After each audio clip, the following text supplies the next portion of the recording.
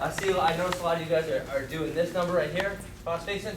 I did that for a long time when I was in high school, and then I got away from it because what it is to me, it's an extra step. If you can learn to lock a cradle correctly outside, it takes a whole step away from the thing, okay? Because the reason people lock the cross face is to make sure it's tight and it's secure. But if you can figure out how to make your outside cradle tight and secure, then you could take one step away, and any steps you get to take away make the whole process simpler and better chance that what you're doing is going to work. He's 22. You can cross face him while you're as hard as you want. So, no. So the point being Sorry, is Bill. I'm probably not going to use a cross face cradle. Rarely ever if you see me. Okay. So if you have to do it to be comfortable, do it. As you get better at cradles, try to kind of work away from it because it's going to make your cradles a lot faster and better. Okay? So, one more safety net. Okay. So, sometimes, obviously, we want to be perfect, but we're not always going to be perfect. So sometimes you'll roll in the wrong direction or make a mistake or whatever. So he steps up right here and see maybe I'm supposed to roll forward and I'm an idiot and I roll to the side, and so he's got a post, and as he's like not rolling, he's also going to slide his arm out right there through the hole. And so as I roll, you put your arm down, it catches me on my back. Okay, right? You sit up, just like that. Okay? So this happens every once in a while. And then I'm stuck. Okay, so I'm going to show you the trick how to get out of this one.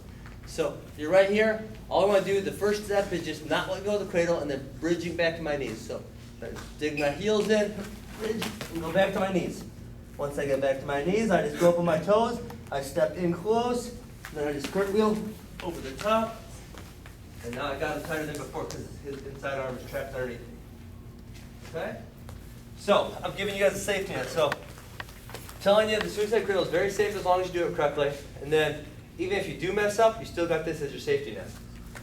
Okay? So, he steps up. So, when we're doing this drill, when I send you out there, just go slow and let the guy get his arm out. Okay? So, I'm just going to go really slow. Joe slips his arm out. I go to roll. He posts down, and so I'm stuck on my back. Got to bridge back hard to my knees, so I bridge hard to my knees right there. Get up on my toes. Cartwheel over the top. Okay? Is there any questions? All right, so let's give it a shot. Yeah. One more time. Yep. Make sure you're going slow and let your partner slide the arm out. Cradle. Slides the arm out, right there. Stuck. Bridge back hard. Give him to his knees, forehead and toes. Hop over the bar. Okay. I don't get the arm sliding out part. How do you let them? Well, you don't let them, obviously. Well, right now we're letting them so we can drill the move. But ideally, you'll have to use this move like 0 times in your whole life, right? But you're probably not going to be perfect. That's a good chance. So if you're not perfect, you want to have like a backup or a safety net. Like you might be really good at walking on a tightrope, right?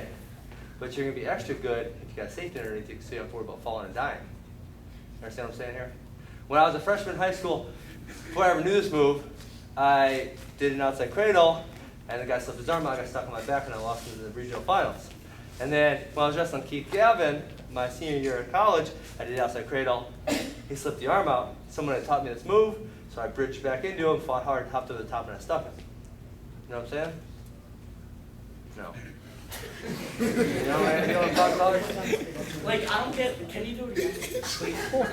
You don't get physically how he does it, or you don't get why he would do it. No, I get why he would do it, obviously, Yeah. to escape, but Okay, yeah. like, I don't get how he's doing it, I don't get it. Yeah, okay. I understand. That's a better question than what I thought you were asking. That's a better question. So, if you're doing the move right, like if you're rolling the correct way, he's never going to have the time to slip it out, right? So, maybe, like, he's got that acute angle step up, the real small angle, and you're supposed to go forward. But instead, you like roll to the side like this. And so I can't just drive him over, so it gives him a second, and he slides it out, and now as I go the right direction, I'm See, I stuck. couldn't see that from that angle. Oh, okay. So then we fight back to our knees and get on our toes and head and then hop over the top. Okay? All right. That was a good question. The first question I was asking was kind of ridiculous, but then once I realized what you were really asking, it was a good question. All right. Let's go. 1, 2, 3.